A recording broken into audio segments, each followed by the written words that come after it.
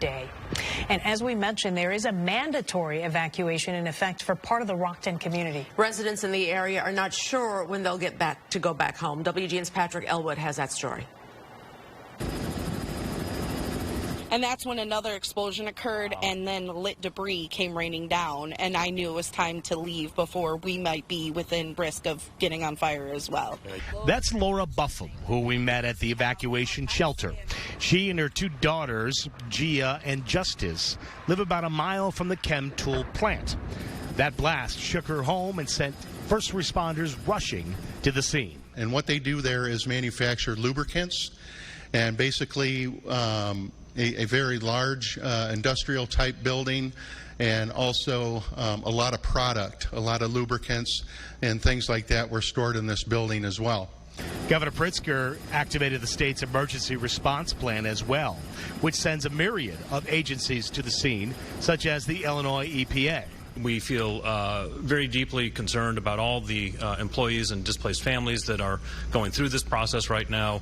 We're very concerned about their health, obviously. We're very concerned about the aftermath of what has happened at the facility, and so we're going to take every precaution that we can to err on the side of being overly protective. The greatest concern, Kim says, is the acrid, pungent smoke and its toxic particulates that could make their way to the close-by Rock River.